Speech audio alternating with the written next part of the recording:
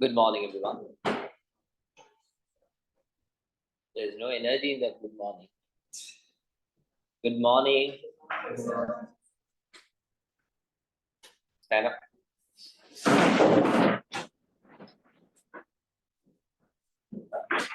What is the last subtopic we have done?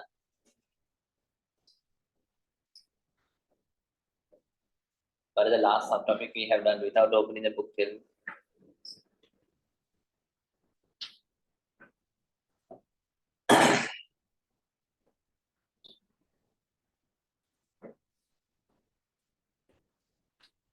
Energy of capacitors. We didn't do anything after that? No other subtopic? Sure. What is capacitance of a capacitor? That is the unit. I'm asking what is the definition of capacitance of a capacitor?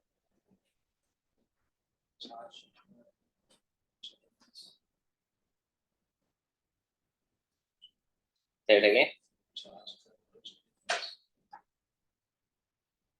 Charge for potential difference. Correct. Good. What is the equation you use to find the energy stored in a capacitor?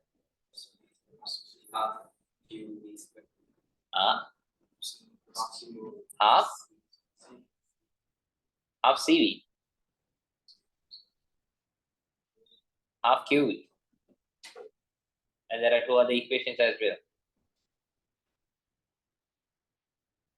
Good morning. A bit louder. Now sit. Energy is given by half VQ or half CV square or half Q square. Right.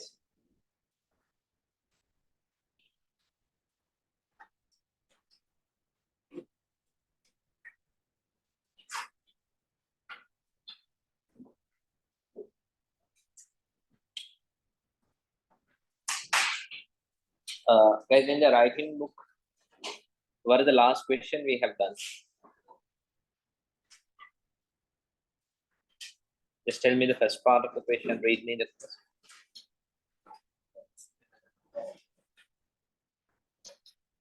Yes, 200 microfarad. Okay, are there any questions for homework? Yes. What are the questions?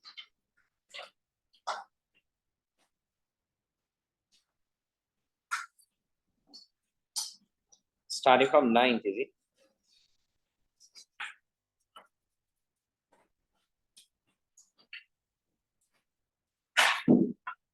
So, question number 9.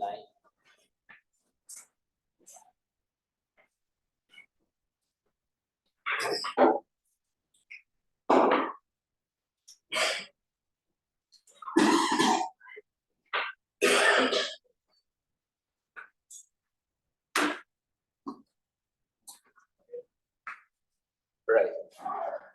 A resistor capacitor circuit provides an input for an integrated circuit as shown. The integrated circuit can be assumed to have infinite resistance. Sketch a graph to show how the potential difference VC across the capacitor varies. Okay.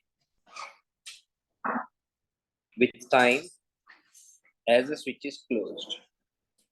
The time constant T for the circuit is marked on the time axis T.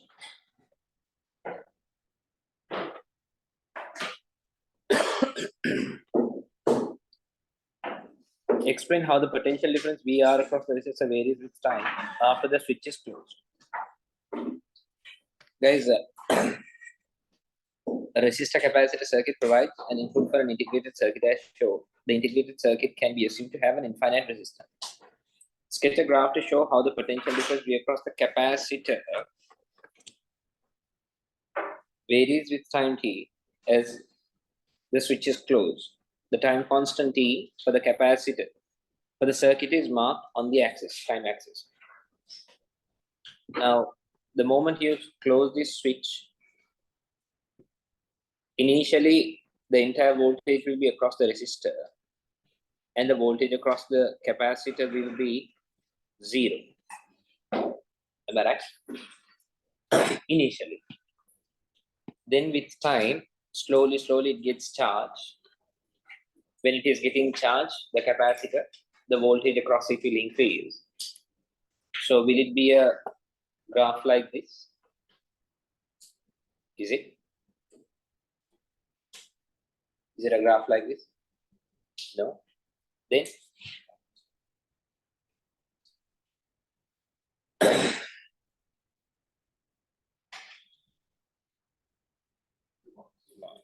is it a graph like this?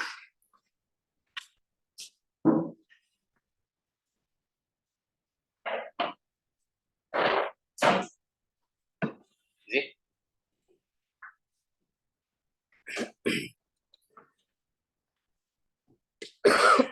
How will be the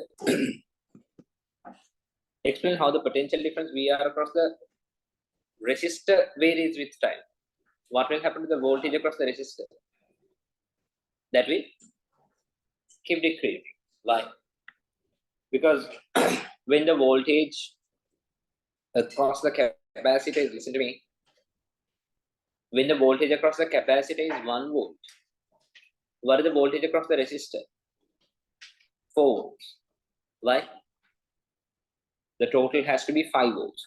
The total between the resistor and the capacitor should be 5 volts. Supply is 5 volts. When the voltage across the capacitor increases to 3 volts, voltage across the resistor will drop down to 2 volts. So which means when the voltage across the capacitor is increasing, simultaneously the voltage across the resistor is decreasing. In such a way, the total will be a constant. So explain how the PD, VR across the resistor varies with time after the switch is closed, right? Initial voltage across the resistor will be 5 volts.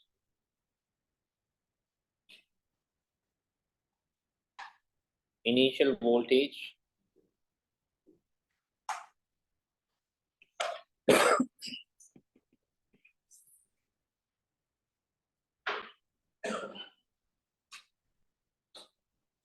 across the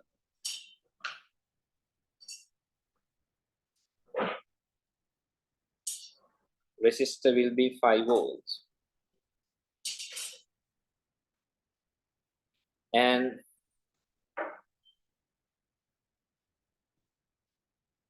gradually it will,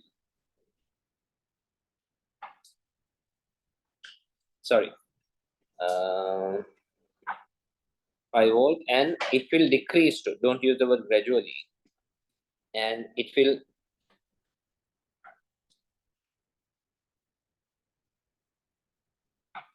decrease to 0 volts as the voltage across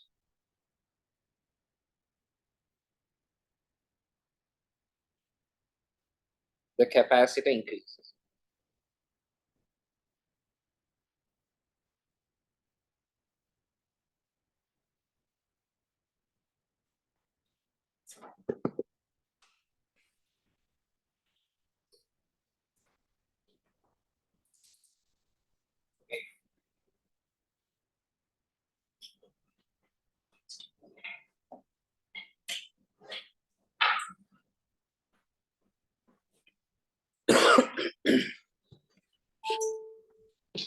Question 3, part 3. Show that the VC is given by the equation VC equals 5 minus 5 e to the power minus T over RC, where R is the resistance of the capacitor and C is the capacitance of the capacitor.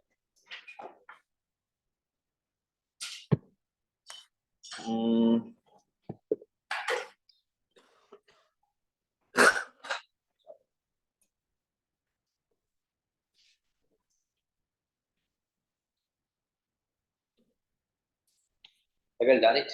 I'll give you a link.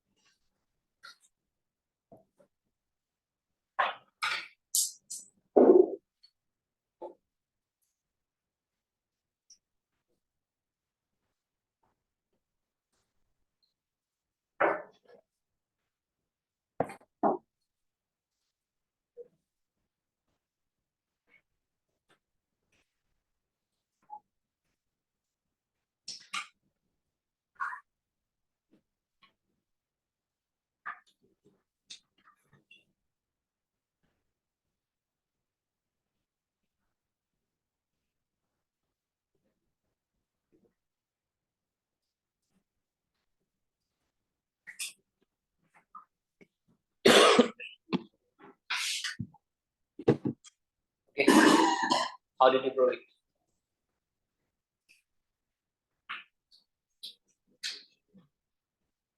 We have to prove that VC is given by.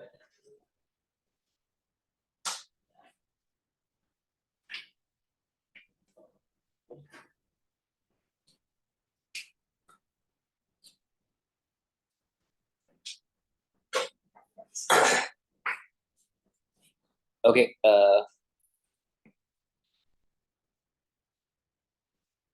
Right.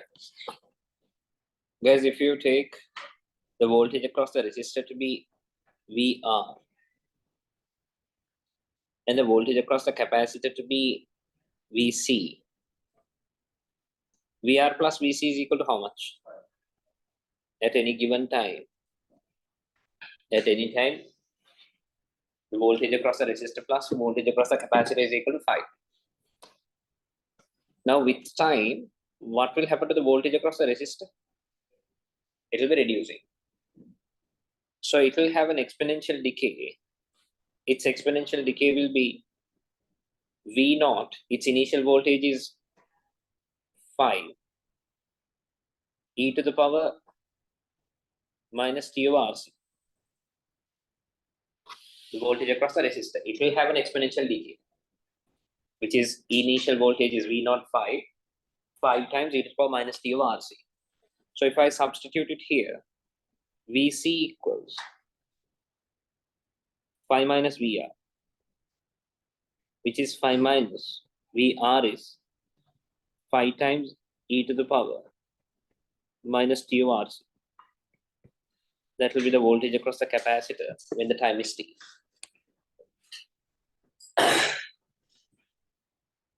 The next one. The input to the circuit should be, the input to the integrated circuit should be 3.3 volts at a time 3.5 seconds after the switch is closed. The following capacitors are available. Deduce which capacitor should be used. Listen to me. The input to the circuit, integrated circuit should be 3.3 volts. So now what are they telling us? The integrated circuit is this one. So the input to that should be 3.3 volts. Mean the voltage here they are expecting to be 3.3 volts. That is the input to the integrated circuit. The voltage that you give into that fellow should be 3.3 volts. Correct? So guys, for the voltage here to be 3.3 volts, voltage across the capacitor should be 3.3 volts.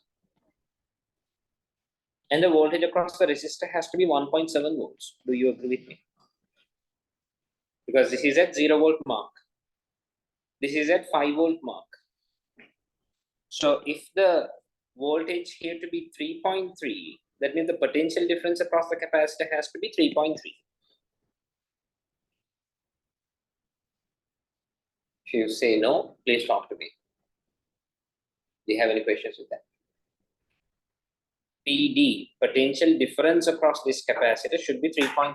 The reason, this is 0. So then here the voltage will become 3.3. The difference is 3.3. Okay. So now what? They want you to find the value of the capacitor. They want this to happen when the time is 3.5 seconds. So I will use VC equals PD across the capacitor equals 5 minus 5 e to the power minus t over RC. So the VC is voltage across the capacitor is 3.3 equals 5 minus 5 times e to the power minus t is 3.5 over RC. I know the R is 68 kilo ohms. I will use that at the end. Okay. Now we have to solve this and find the C. I'll bring this negative term to the right, left. It will become 5 e to the power minus 3.5 over RC. It's equal to 5 minus 3.3, which is e to the power minus 3.5 over RC. 5 minus 3.3 is 1.7 over 5. 1.7 over 5 is 0.34.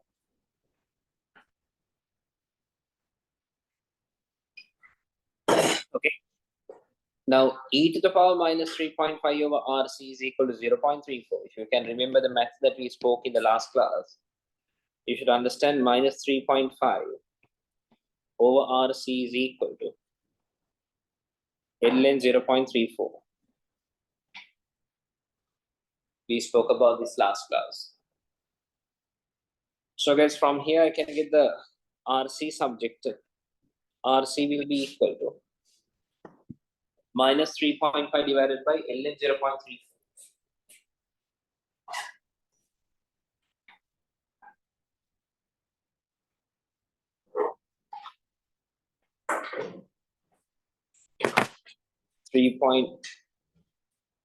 Minus 3.5 divided by ln 0.34.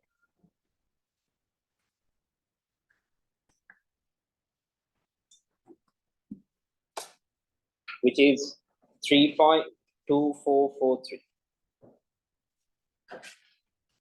3.2443. That is the RC product. So Anshul, so what happened to the E? Sorry? What happened to the E? Okay, wait, give me a minute. Let me complete this and get back to your question. So RC, so C is equal to 3.2443 divided by R, where R is 68,000. 3.2443 over 68 kilo ohms is 68,000, which is 4.77 into 10 to the power minus 5 farads. So the answers are given in microfarads. I'll multiply this by 10 to the power 6, which is 47.7 microfarad. Obviously, the right answer is out of what they have given. So the right capacitor to use is 47 microfarads. Do you still have a problem?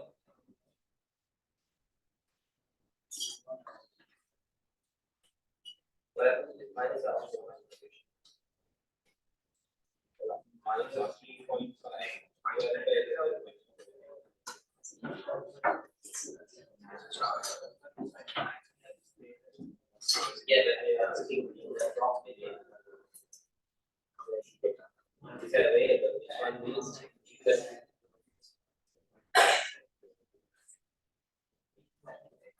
Yes. Any questions, guys online? Any questions, anyone? Yes, it's fourth row. Yeah, Rather than what happened to fifth this? row. Yeah, ask for this one. Yeah. Do you remember the last class we learned a little bit of maths? Yeah. E to the power x is equal to y means x is equal to L in y.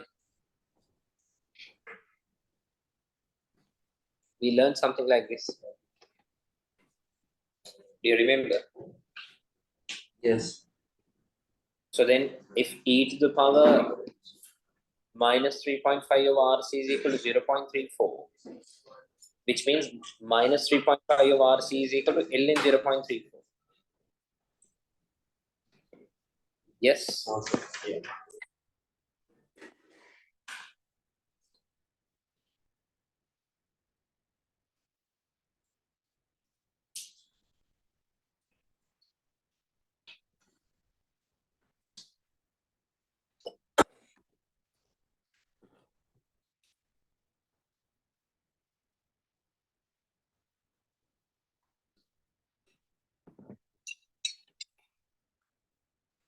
Anyone? Any questions? Don't just copy it for the sake of doing it. If you have a question, please talk to it.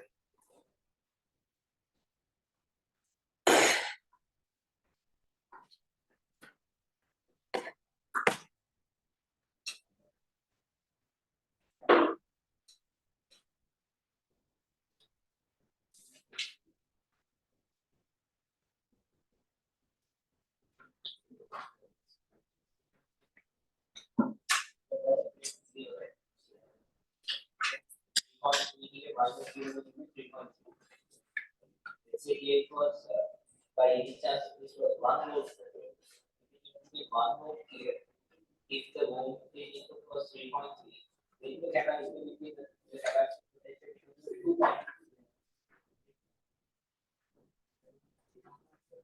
Yes, that's because EX is here. It's 3.3 here.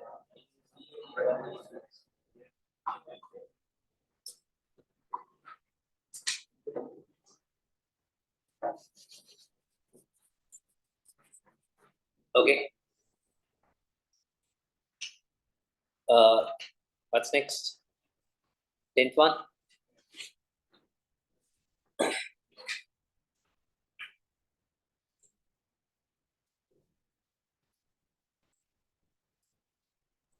So how to get ln in the calculator, sir? How to get LN in the calculator? It's there, no? Here, right? This button. Straightforward.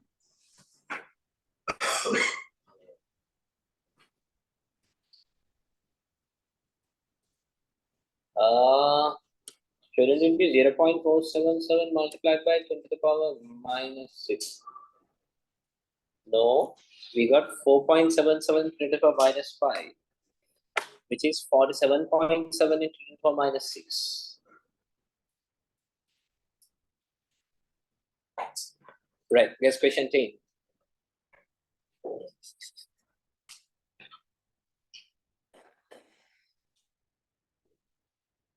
A defibrillator is a device that can restart a person's heart.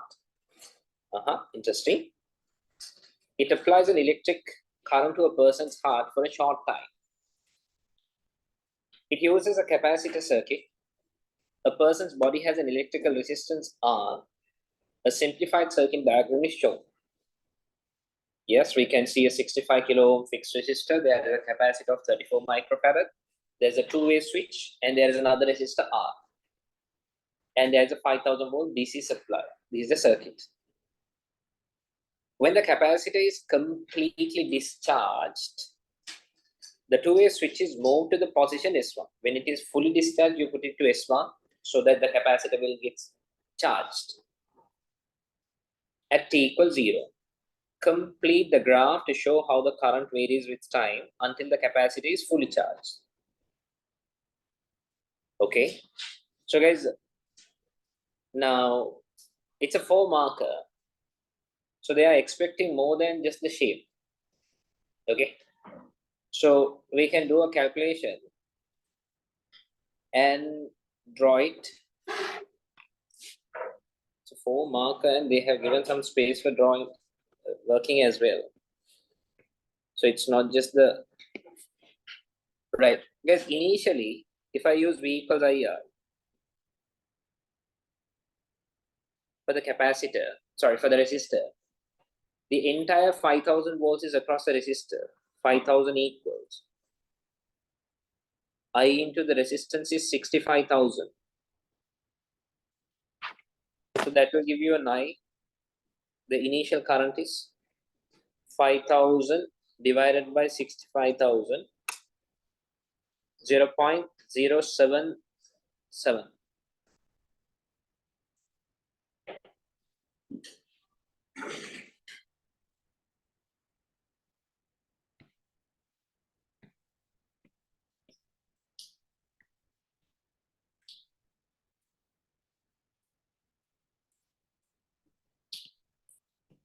0.077 amperes, that is the initial current. Okay. And what will happen to the current? It will keep on decreasing. It will gradually come down to what? It will gradually reach 0. So here my current value is 0.077.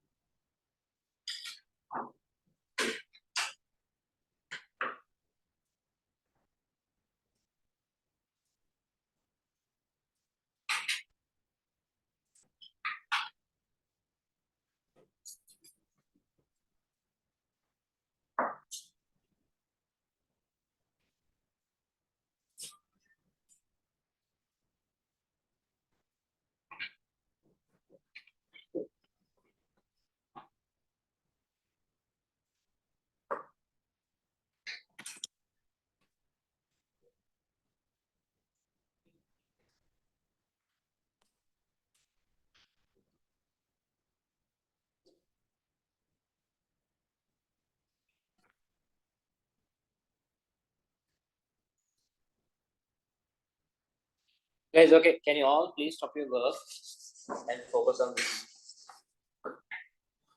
No, stop your work and listen to me. What do you call this RC product? Time constant. Okay.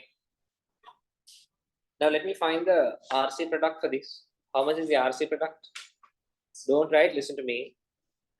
R is 65 into 10 to the power 3. C is how much? 34 minus 2. Which is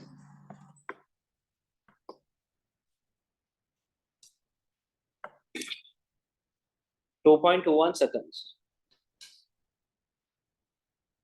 Okay. 2.21 seconds. Which means when the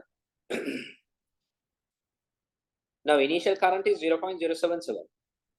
I want to find the current. Let's say initial current is I naught. When the t is equal to RC, when the time is equal to the time constant, I want to see what is the current. Okay. For the time constant is RC. So that this t I will take RC. Then this RC and RC will cancel off.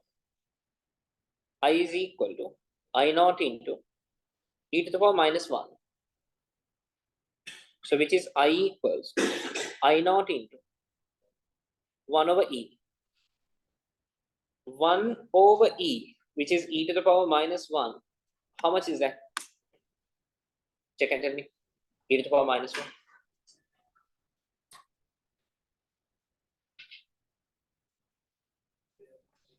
0.367. I will take it as 0.37. So remember, listen to me. When the time is equal to the time constant, the current or the voltage or the charge or whatever will become 37% of the initial value. So if the initial current is I naught, after the time is equal to the time constant, the current will come down to 30%, 37% of it, 0.37 I naught. Understand?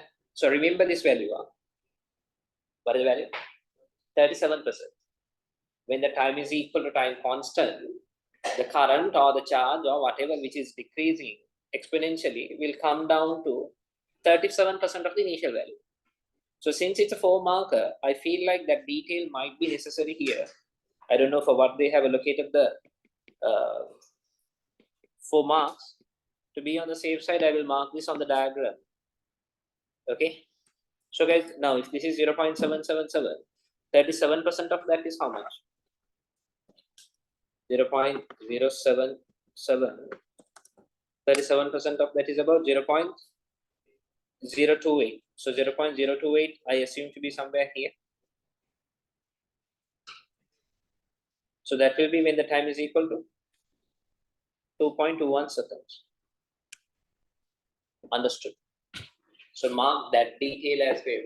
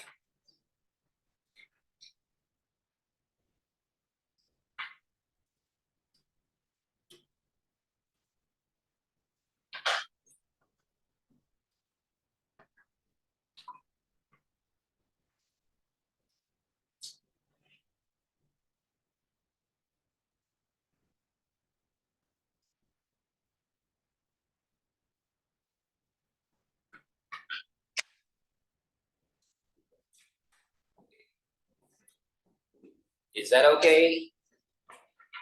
Any questions, anyone? Any questions? You. No, nothing. Nice. Right. The capacitor in the defibrillator discharges when the switch is moved to the position S2. It is required to deliver a discharge current of at least 30 amperes for a time of 2 milliseconds. At least 30 amperes for a time of 2 milliseconds. A typical person's body has an electrical resistance of 150 ohms. Deduce whether the design of this meets the requirement. Have you done it? Have you? How can we do it? So guys, now the capacitor will be discharging. For the capacitor discharging, I can use I equals I naught e to the power minus T over RC. Okay. Now this is we are talking about. No problem. Okay. There are two ways that can be done. Now this is we are talking about when the switch is moved to S2 and once the current start to move in this circuit. In that case. So for that one, I don't know what is my initial current. I can easily find the initial current by using V equals IR for the capacitor. The V is 5000 volts. When the capacitor is fully charged, it has a capacitance of 5000 volts. I into, now the resistance is 150 ohms. So now the initial current is 5000 divided by 150, which is 33.3. Now this is the initial current through the human body, right? Because what is the requirement? This current should be in such a way it will give more than 30 amperes for at least 2 milliseconds. Okay. So one way that I can do is using this equation, let me find, okay, what is the current that is going to go through the body exactly at 2 milliseconds. If that is more than 30 amperes, then okay. Okay, that is one way of doing it. The other way that you can do is, you can find the time taken for the current to drop down to 30 amperes and see if it is more or less than 2 milliseconds. If it is more than 2 milliseconds, job done. Understand? The current is going to gradually decrease. Not gradually, sorry, exponentially decrease. So initial current is 33.3 amperes. After 2 milliseconds, if we check the current and if it is more than 30 amperes, approved. The other way, you check the time taken for the current to drop to 30 amperes and compare it with 2 milliseconds. If it has come down to 30 amperes after 2 milliseconds, then approved. Am I right? So I prefer doing it this way. I take the time to be 2 milliseconds. And thank you. I will check the current. I equals 33.3 e to the power minus t, which is 0.002, 2 milliseconds, over the RC product, 150. C is 34 microfarads.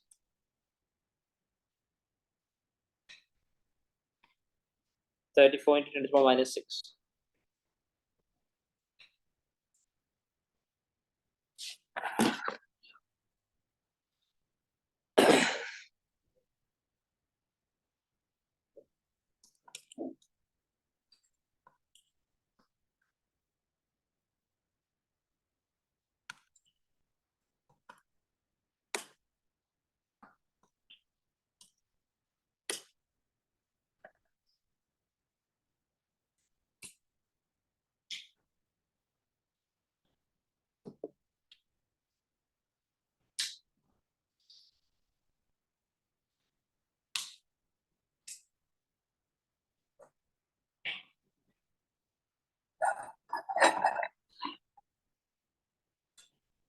I'm getting 22.5 amperes at 2 milliseconds. Correct me if I'm wrong.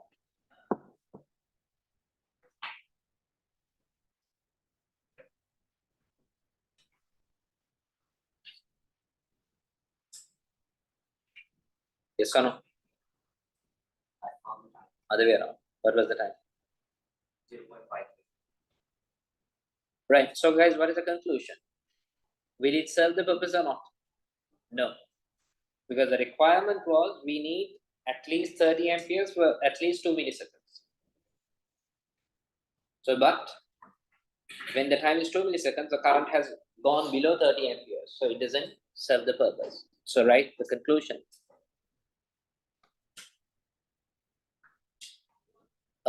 At 2 milliseconds,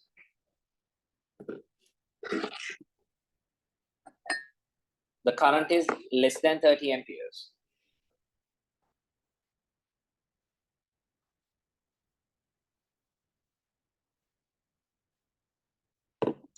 So it doesn't meet the requirement. So it doesn't meet the requirement.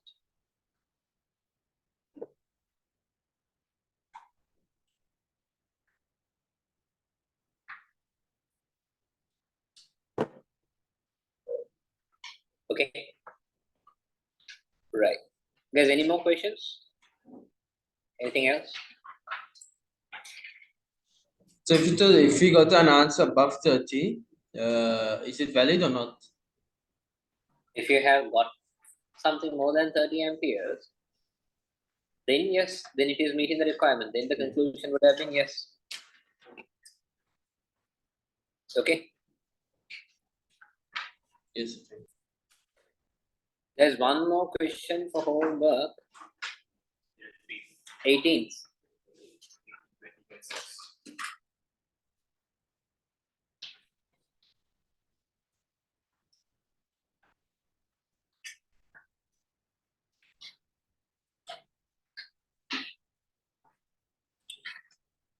Right, guys, question 18.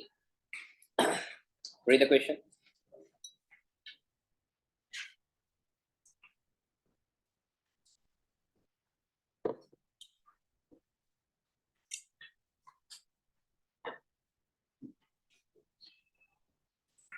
The student connected the capacitor in series with a resistor. The capacitor was charged through the resistor. The capacitor was charged through the resistor by applying potential difference using a battery of EMF 6 volts and negligible internal resistance. The capacitor was then discharged through the resistor. The PD across the capacitor was measured during the charging and discharging process. The PD across the capacitor was measured during the charging and discharging process. Add to the diagram to show a suitable circuit for charging and discharging the capacitor while measuring the PD across it. So guys, I will have a two-way switch.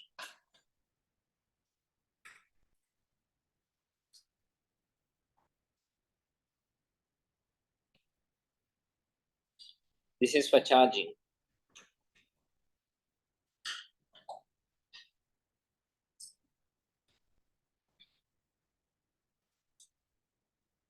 Okay. And this is for discharging. There is another resistor.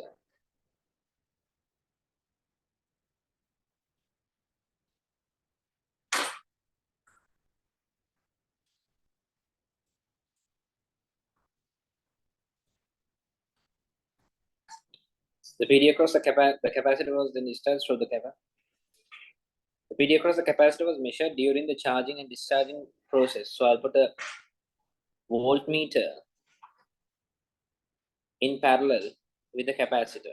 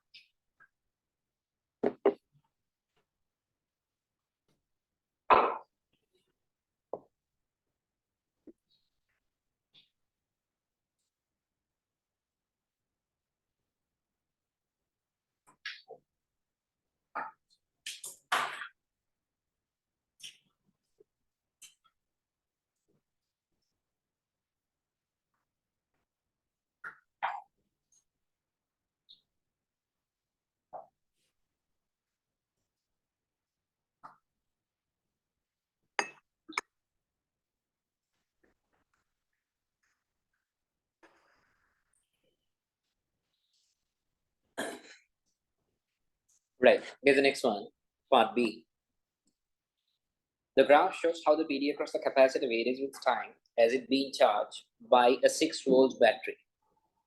Sketch on the same axis a graph to show how the PD across the resistor varies with time. So they are referring to this resistor. You tell me, initially, when the time is equal to 0, what is the voltage across the resistor? 6. 6. Good. Look at the graph and answer my question. When the time is 5 seconds, what is the voltage across the resistor?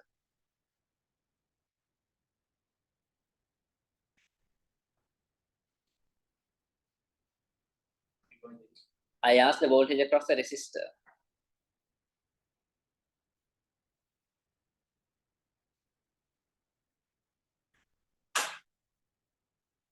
What will be the voltage across the resistor when the time is 5 seconds? 2.2. My dear darling students, listen. I'm talking something very simple. This battery is there. This fellow will give 6 volts at any time. So it's up to these two fellows to share it between them. They are in series. So when one fellow is taking 1 volt, the other fellow will take 5 volts. When one fellow is taking 2 volts, the other fellow will take 4 volts. Total will be always 6 volts. So now they have already given how the voltage across the capacitor varies. So looking at that, you have to derive the graph of the voltage across the resistor. So in total, the voltage has to be 6 volts now. So when the T is 0, you can see the voltage across the capacitor is 0. So the voltage across the resistor has to be 6. At T equals 5 seconds, voltage across the capacitor is 3.8. So that means for the total to be 6, voltage across the resistor has to be 6 minus 3.8, which is 2.2. So at that time, 2.2. That will be the voltage of the resistor. I will take another point. When T equals 10, what is the voltage across the resistor? Resistor 0.8. 0.8. Because the capacitor has 5.2 already. Let me take one more point. When the time is 20, what do you think is the Around 5.9. 5.9 is the voltage of the capacitor. So the resistor will be 0.1. Now I have enough points. Let me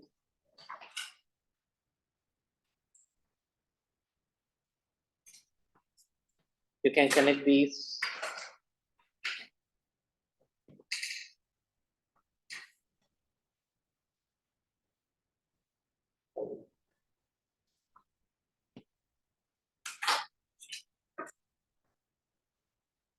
And eventually it should come to 0.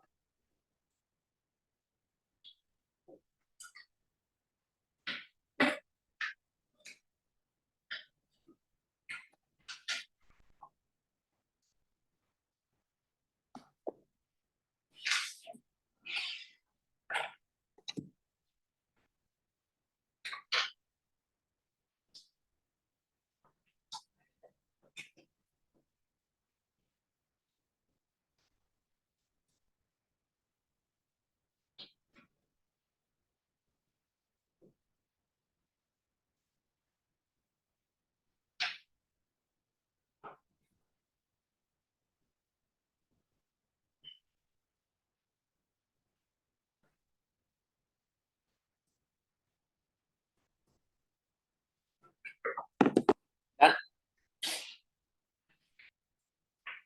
Show that the PD V across the capacitor when it is charging is given by this equation. We did a very similar question just a few minutes back. So guys, voltage across the resistor, where V0 is the EMF of the battery, T is the time, R is the resistance of the resistor, C is the capacitance of the capacitor. So if you remember, voltage across the capacitor VC plus the voltage across the resistor VR, that should be equal to the voltage which is supplied by the battery, 6 volts, but here they have taken as V0 in this equation. So VC plus VR equals V0. So VR is e to the power V0 times e to the power minus t over RC So VC is V naught minus VR. So the VC will be V naught minus V naught into e to the power minus T over RC.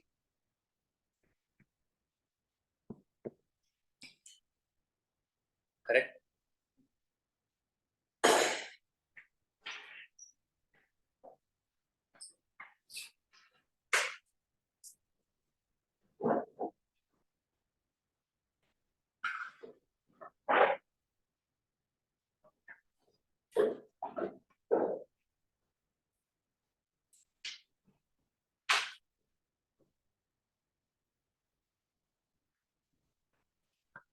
During the charging process, the student recorded the PD across the capacitor and the resistance of the resistor during the charging process.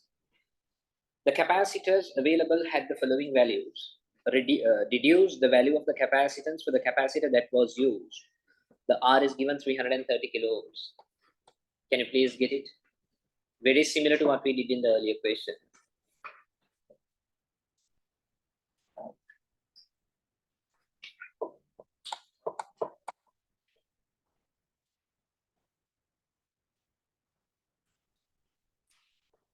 You will have to make use of the graph.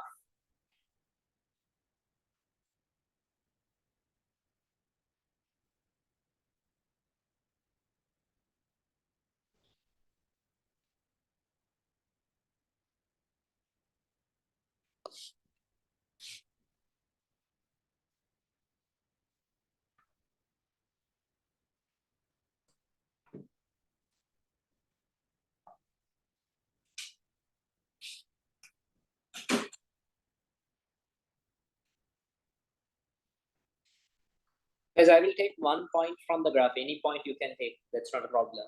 I have taken a t equals 10 seconds, v equals 5.2, am I right? That point is an accurate point. And take that fellow and substitute into this equation, which is voltage across the capacitor VC equals V naught minus V naught e to the power minus T over RC. So I'm taking VC is 5.2. V naught is 6 minus 6 into e to the power minus the T I have taken is 10 over RC. From this equation, find the RC product. Then you know what is R, which is 330 kilo ohms. You can find a C.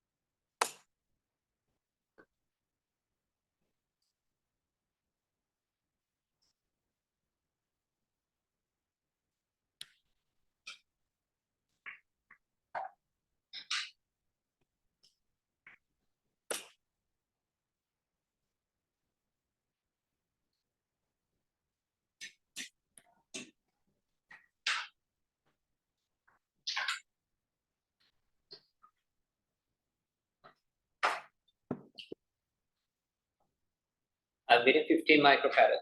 Don't copy my work here. Do it yourself.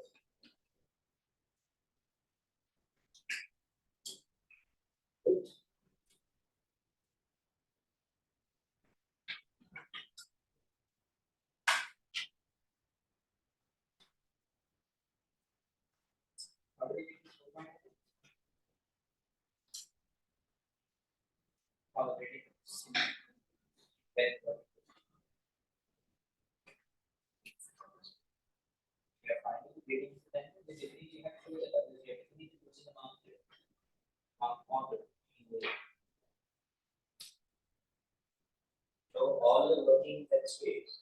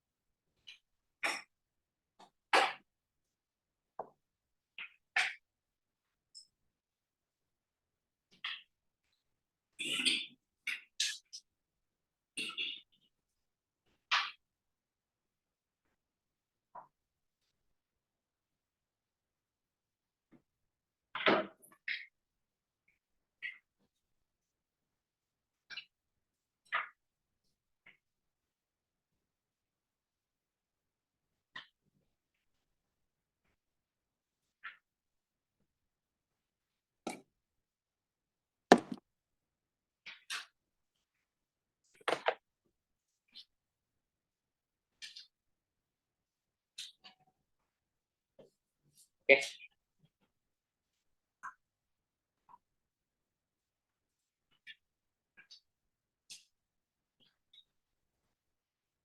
Done. Right. Here's the next part.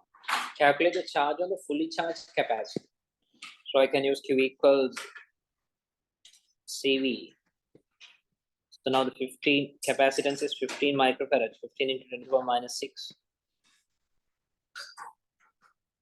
What is the voltage? 6 when it is fully charged. Voltage will be 6, which is 9 into 10 to the power minus 5 coulombs.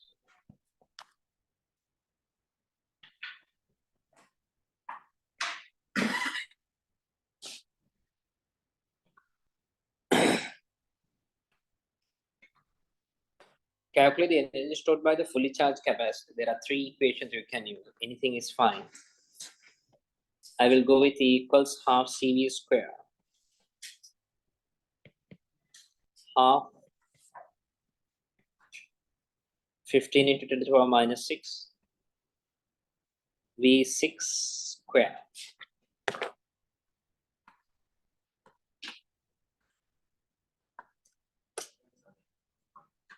.7 into 10 to the power minus 4 joules.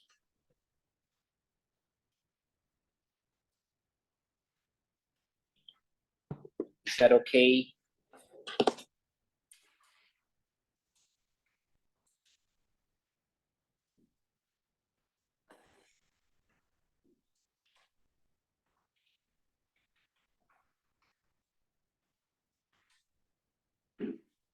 What's next? 20 and 21. There's more.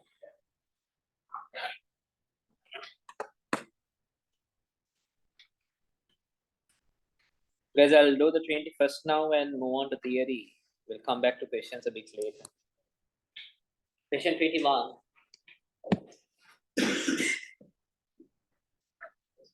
The diagram shows 2 capacitors, each of capacitance 32 microfarads. The capacitors are connected to a battery of EMF 6 volts and they are connected in parallel. Calculate the total charge stored by the capacitors. So if I use Q equals CV for 1, C is 32 into 10 to the power minus 6 into V is 6, 32 into 6 is 192 into 10 to the power minus 6 coulombs. Yes, there is a charge stored in 1. So there are 2 identical capacitors. So the total charge will be 192 into 10 to the power minus 6 multiplied by 2, which is 384 into 10 to the power minus 6, which is 3.84 into 10 to the power minus 4 coulombs. Okay.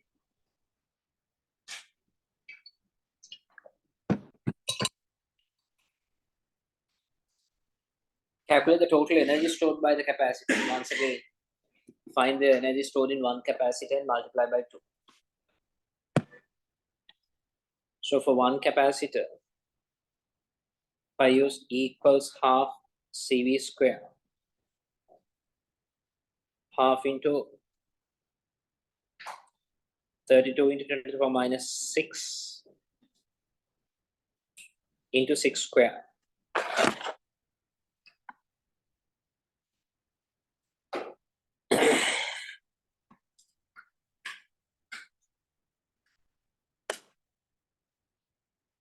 .76 into 10 to the power minus 4 joules. So the total energy will be 5.76 into 10 to the power minus 4 multiplied by 2. 1.15 into 10 to the power minus 3.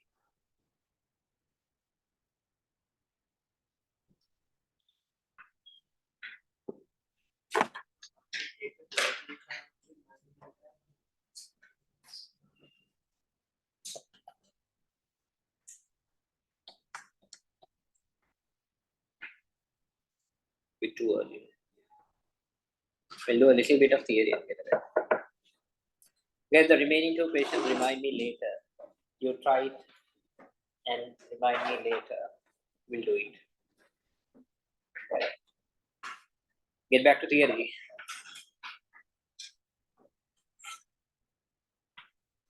Write down the next subtopic.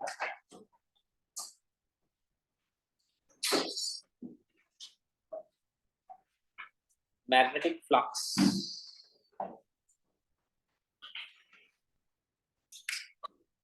Magnetic flux. Between brackets, magnetic flux is denoted by the letter phi. Phi.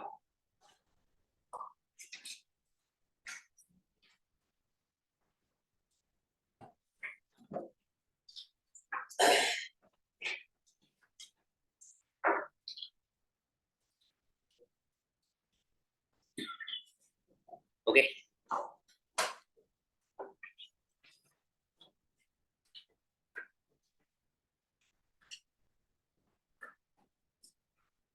Right.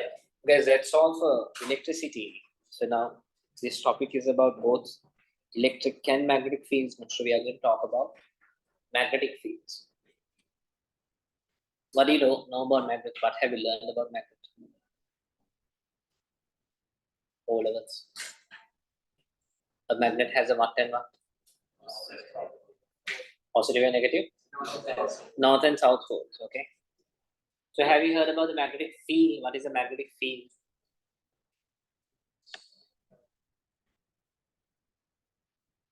The area in which what?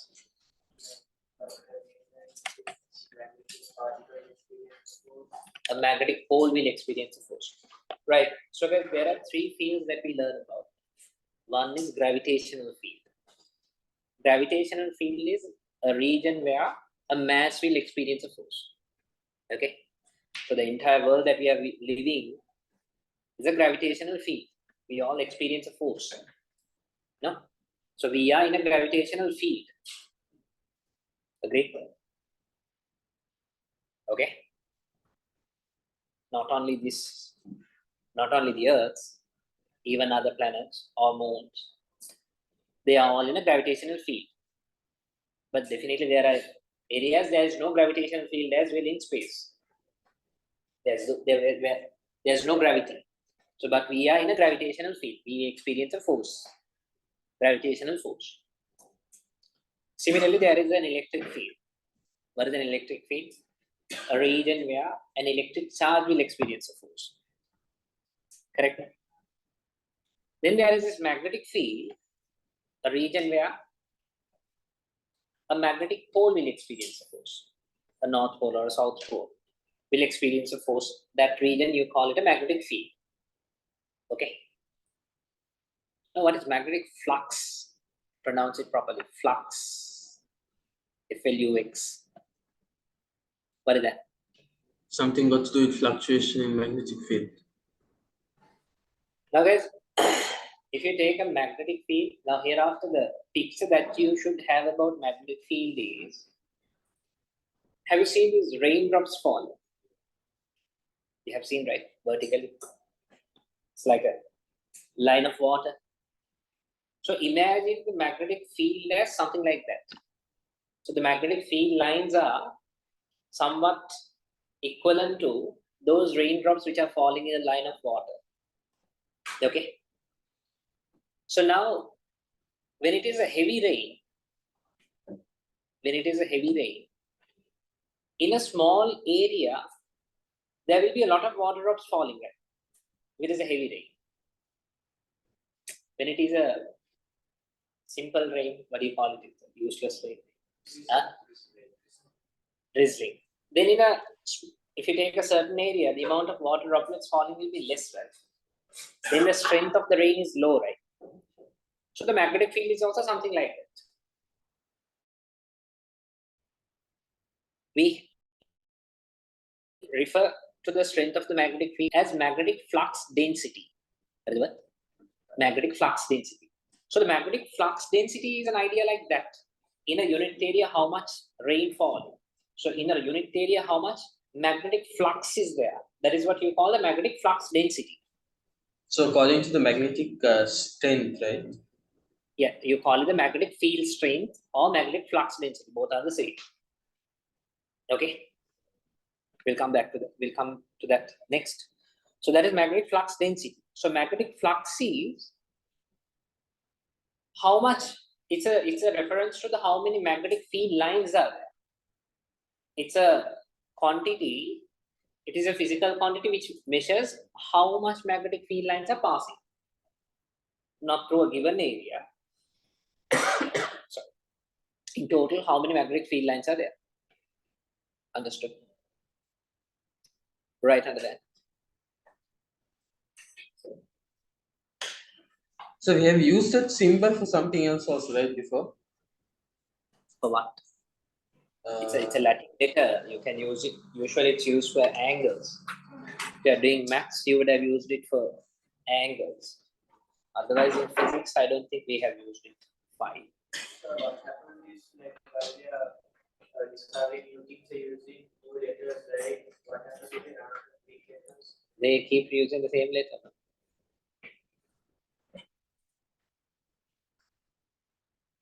Do you have any plans of inventing it? You can start. You can use singular letters. No worries. You can use Maya, Narayana.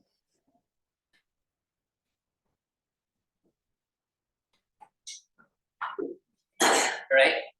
Draw just a bit of lines and show you that is to represent magnetic flux. I have put a few lines with an arrow to say the direction of. Have to be a different length, sir. No. Hmm. And right under that, magnetic flux is a measurement of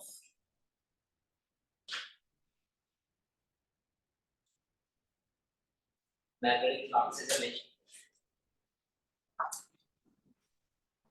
Magnetic flux is a measurement of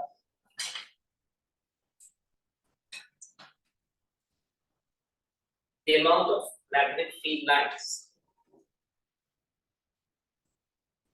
The amount of magnetic field lines.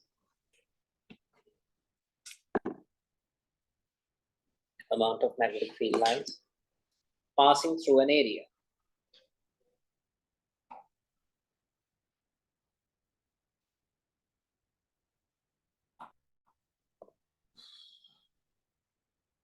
full stop. It is measured in Weber, W-E-B-E-R, which is the symbol, notation for Weber is WB. This is the unit of magnetic flux. Capital W, simple B, Weber.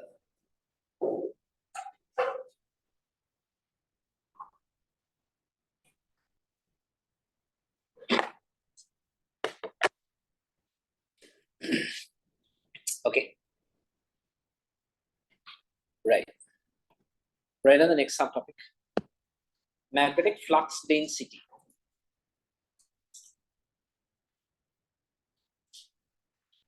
Magnetic flux density.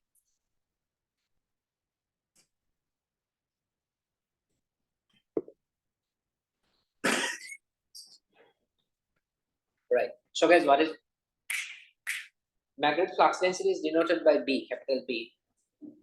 Right within brackets, capital B. So what is magnetic flux density? Like I told you earlier, magnetic flux density is how much magnetic flux passing through a unit area in 1 square meter.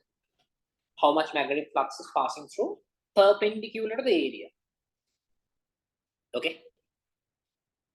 I repeat, magnetic flux density. Magnetic flux means how much field lines. It's a measurement of the amount of field lines passing through an area. So magnetic flux density means through a unit area, how much magnetic flux passing perpendicular to that area. Okay. So then tell me, let's say in an area of 10 square meters, for an example, a magnetic flux of 50 Weber passing. Then what is the magnetic flux density?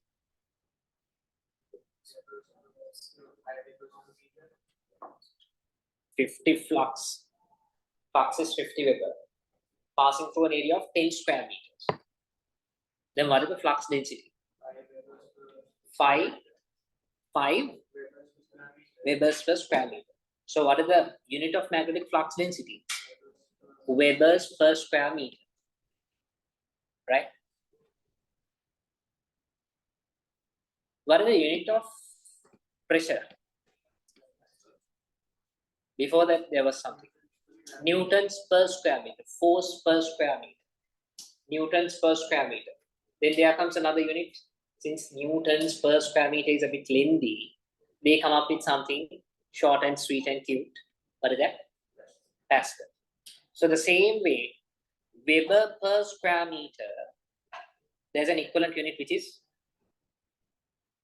Tesla. What is it? Tesla. So going forward, what is the unit of magnetic flux density? Weber's per square meter is fine, but we will be using Tesla. Okay. Right. Take it down under that. Yes, I remember. So we used that for the one you showed symbol for magnetic flux. We use it in photoelectric equation, right? Photoelectric equation. Which one? Yeah, the symbol is the same as the verb. Yeah, correct. That's right under that.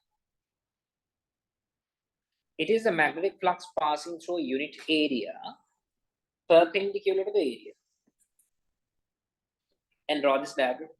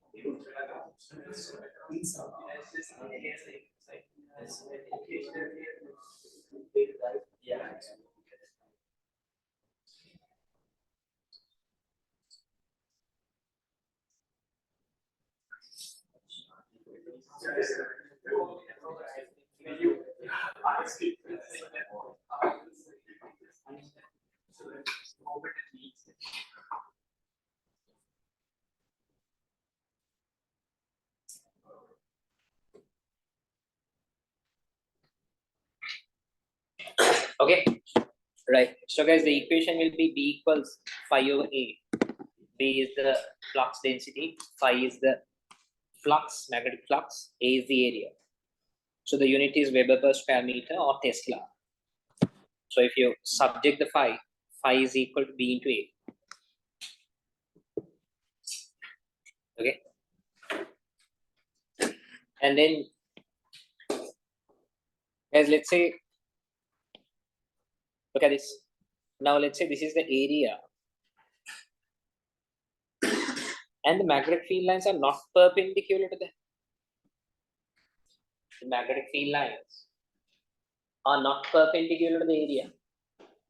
Then you need to take the perpendicular component of the magnetic flux. Okay. So which means in that case, if phi is equal to B into A, it will be B sine theta, because magnetic flux density is B here, means its perpendicular component will be B sine theta. If the angle between the plane and the magnetic flux density is is theta, then the perpendicular component of the magnetic flux density will be b sine theta. So phi is equal to b sine theta into A. So then we can like exclude the horizontal component. Yeah, you can. Right under that, separately. When the magnetic field is not perpendicular to the surface,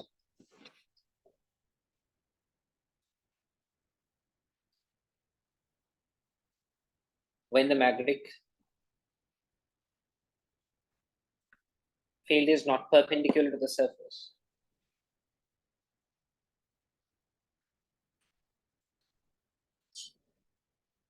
draw this and take this down. Phi equals b sine theta into A.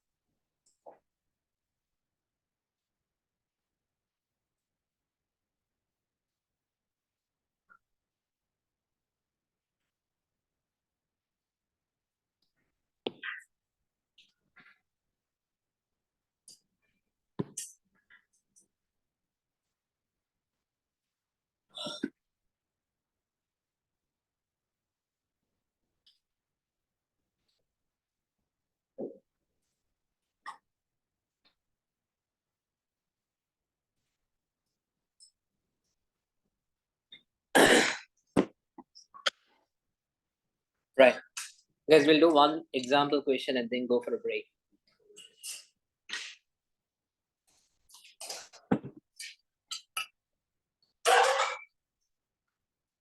Right? If a bar magnet causes a magnetic field,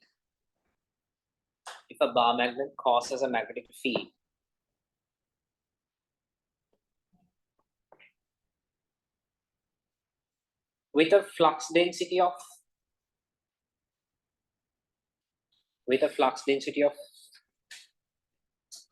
20 millitesla,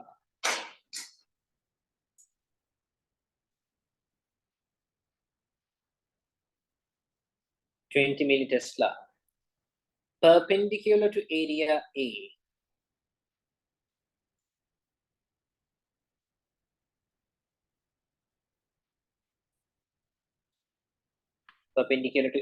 A, comma, how much flux will be contained by this area? How much flux will be contained by this area?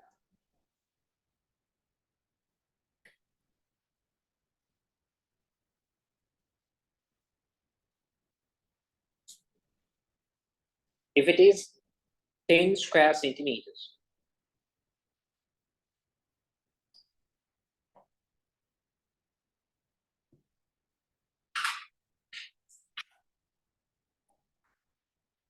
can you?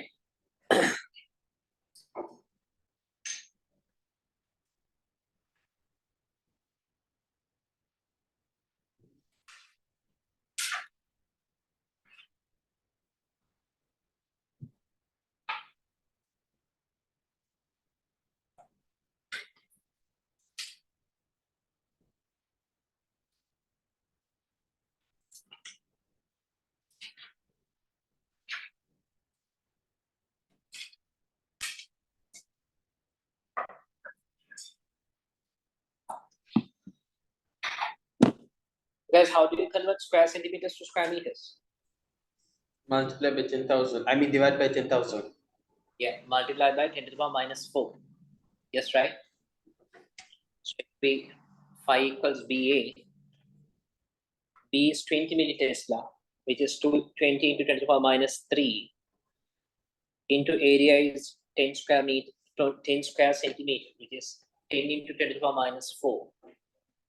Eventually, it becomes 2 into 10 to the power minus 5 Weber. Yes. Take a small break.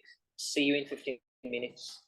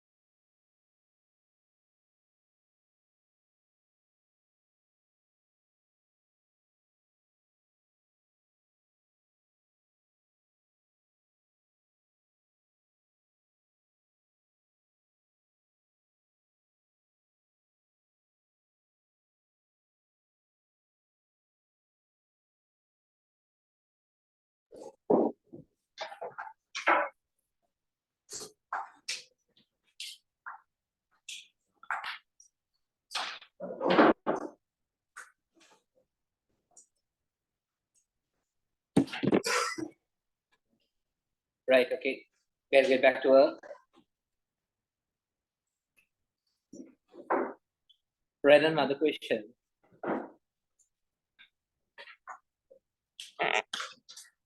A uniform magnetic field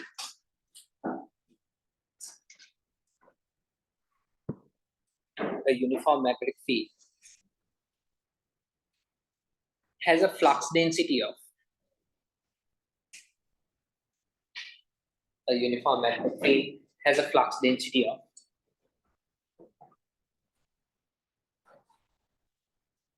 5 × 10⁻⁵ Tesla.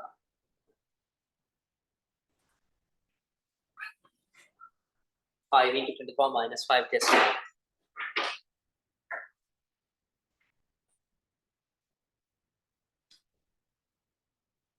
And it is at an angle of 75 degrees. And it is at an angle of 75 degrees to the region of area A.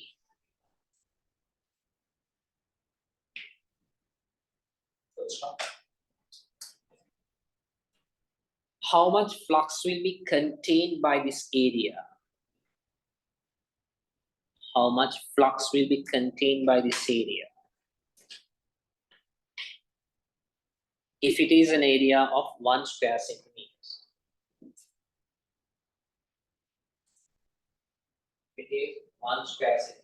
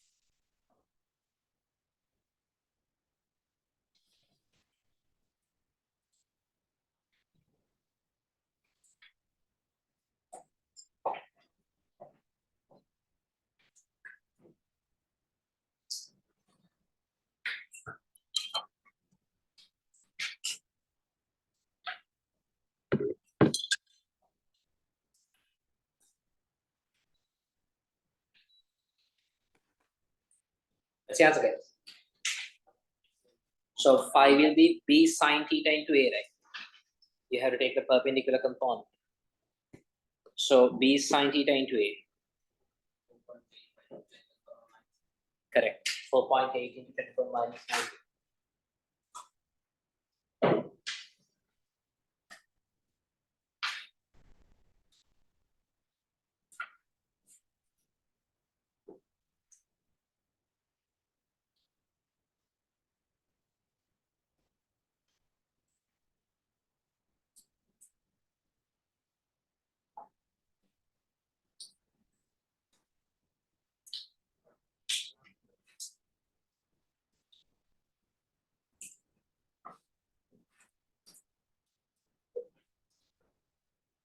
Yeah.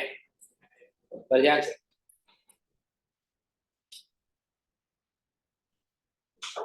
Okay, right? Matter of substitution. Right. Guys, write down the next subtopic. Magnetic flux linkage.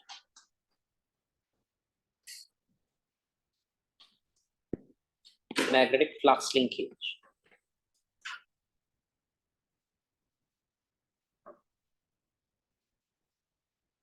Okay. Guys, let's say there is a magnetic field of flux phi passing through a coil or a solenoid which has n number of turns. There is a coil or a solenoid which has n number of turns, and through that, let's say there is a magnetic flux of phi passing through. So what is meant by the magnetic flux linkage is the product of these two, number of turns multiplied by the magnetic flux. Okay, magnetic flux linkage will be phi into A. What is MFL? Magnetic flux linkage. Right under that, the amount of magnetic flux interacting. The amount of magnetic flux interacting with a coil of wire. With a coil of wire.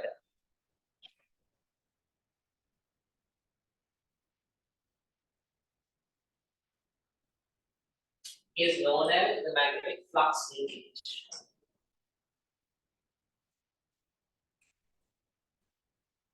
Is known as the magnetic flux linkage.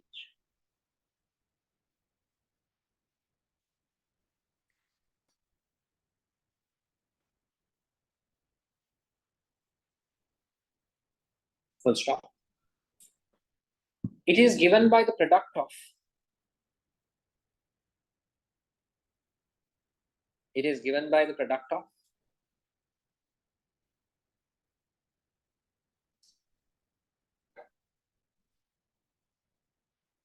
magnetic flux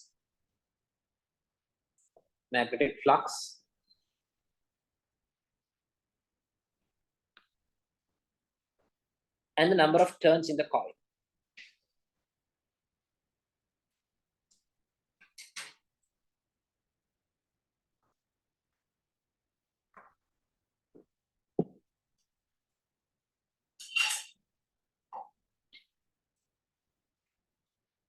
Let's take it down, draw the diagram and take down the equation.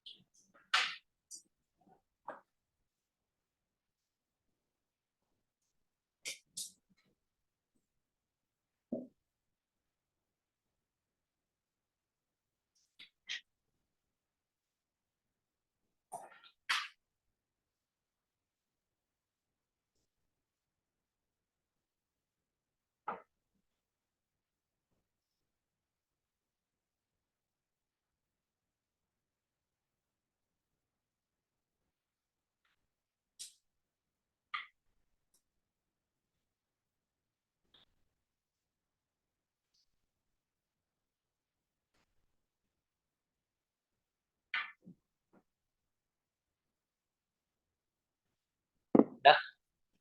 Right. Let's write down a question.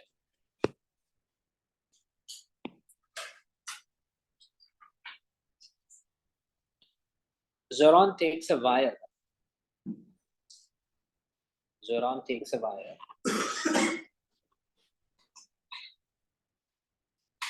Okay. John takes a wire. So why is the right versus name, sir? That's not that is green on the. Okay. Sunimal. Yes. Sunimal takes a wire. How do you know John is white?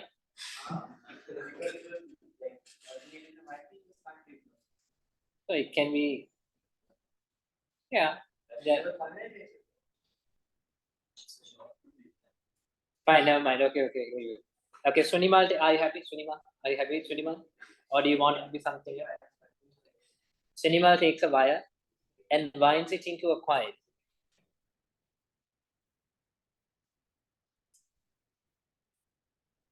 Of 10 circular turns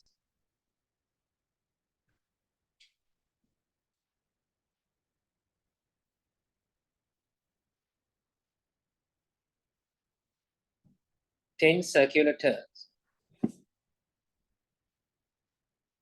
with a radius of 5 centimeters.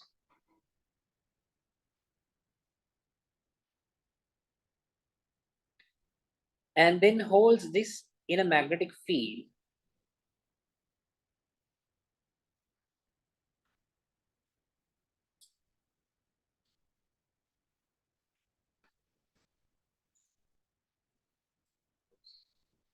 and holds this in a magnetic field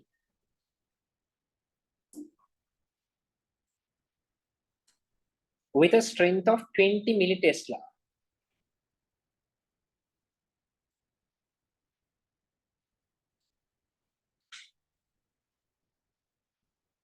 Full stop. What is the flux linkage?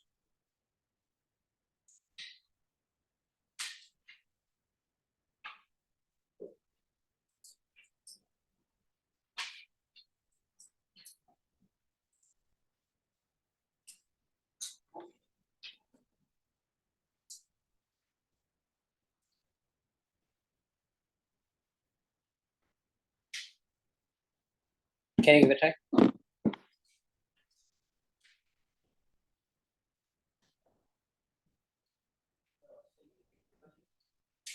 Same thing, Weber.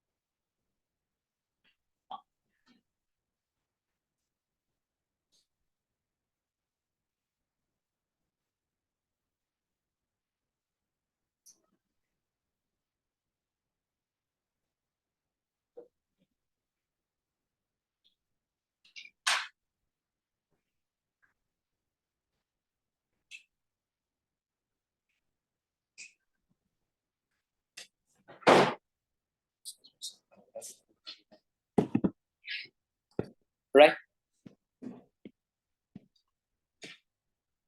Okay, so guys, the area, it's a wire. So area is pi r square. Pi into, it's a radius of 5 centimeters, which is 0.05 square in square meters, which is pi into 0.05 square is 7.85 into 10 to the power minus 3 square meters, that is the area. Then magnetic flux linkage is given by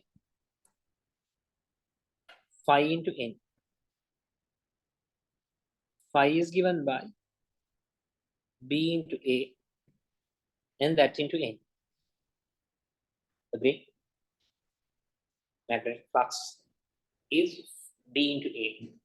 So flux linkage is phi into N. So B is 20 millitesla, which is 20 into 10 to the power minus 3 into the area is 7.85 into 10 to the power minus 3 into the number of turns is how many? 10. 10 turns. So what is the magnetic flux linkage through the coil wave? 1.57 10 to the power minus 3. Where the unit will be the same Weber, because magnetic flux linkage is Weber, right? So that multiplied by the number of turns. Number of turns doesn't have a unit. That will be still Weber. Right? One more question.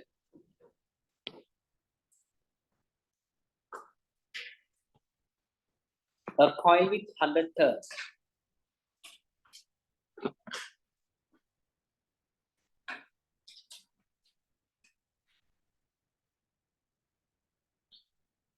A coil with 100 turns has a radius of 8 centimeters.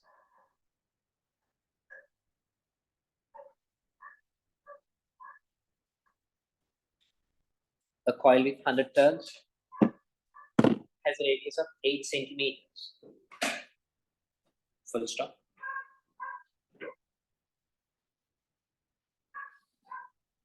A magnetic field of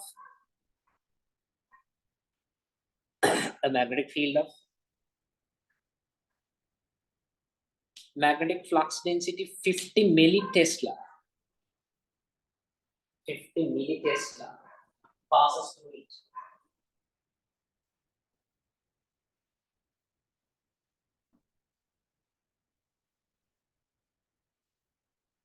First one. Calculate the magnetic flux linkage.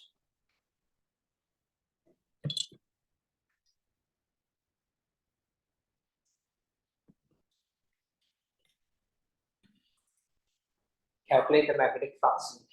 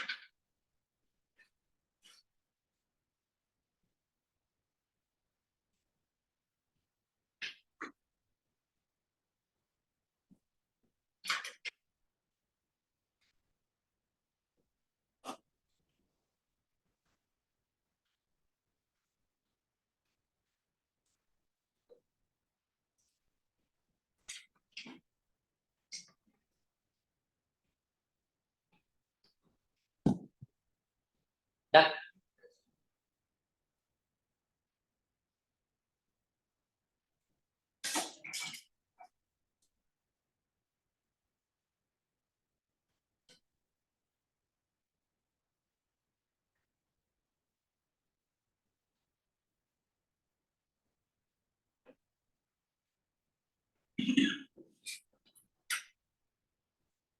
What is the answer, guys?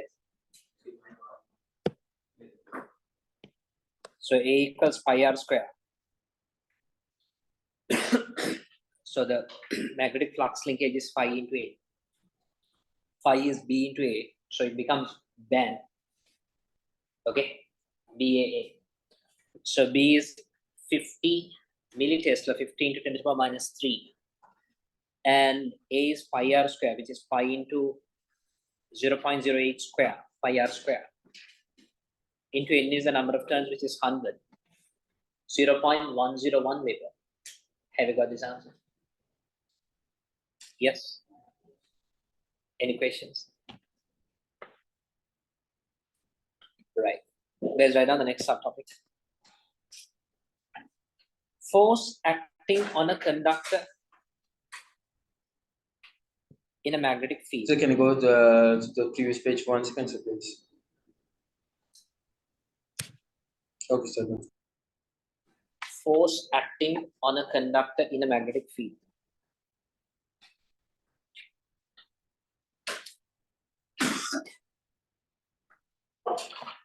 This is, you have done this for all levels, but it's okay. We will speak about it again. Guys, do you remember in all levels you have learned if a conductor is carrying current in a magnetic field and if it is perpendicular to the magnetic field, it will experience a force. And the direction of that force is given by Fleming's left-hand rule. Do you remember that? When you arrange the first three fingers of the left hand perpendicular to each other, force, magnetic field, current.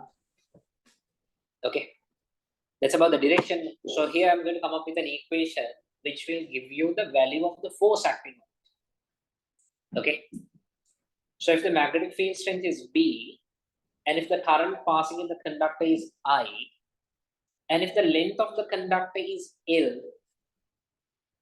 then the force acting on it is given by BIL. Okay, force acting on the conductor is given by BIL. B is the strength of the magnetic field, I is the current, L is the length of the conductor. Right under that. When a conductor is carrying a current in a magnetic field,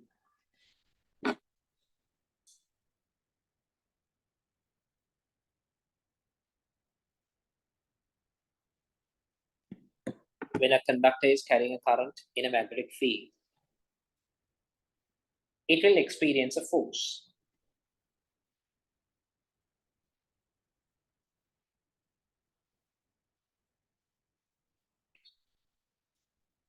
So guys, draw this diagram and take down the equation. So I have given the diagram in such a way, the conductor is kept perpendicular to the magnetic field.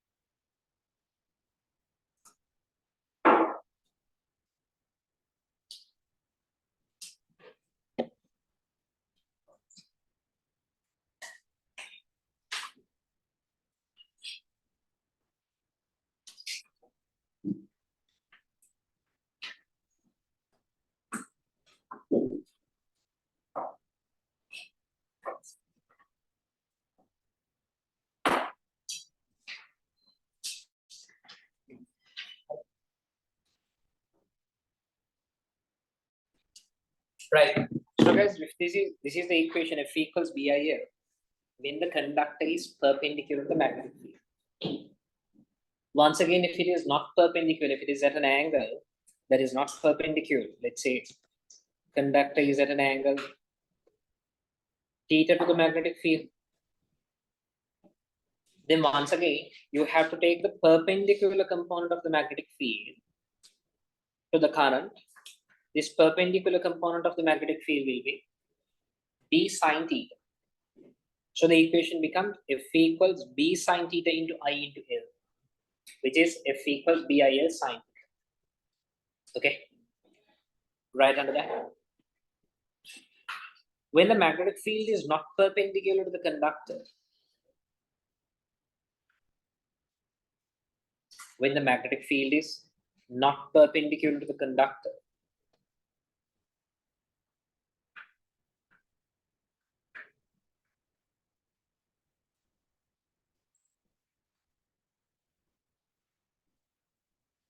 the perpendicular component of the magnetic field,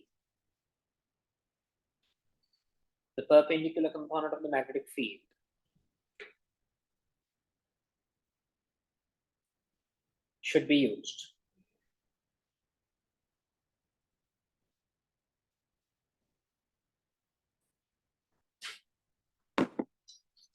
Draw this diagram and take down the equation, and we are done for the day.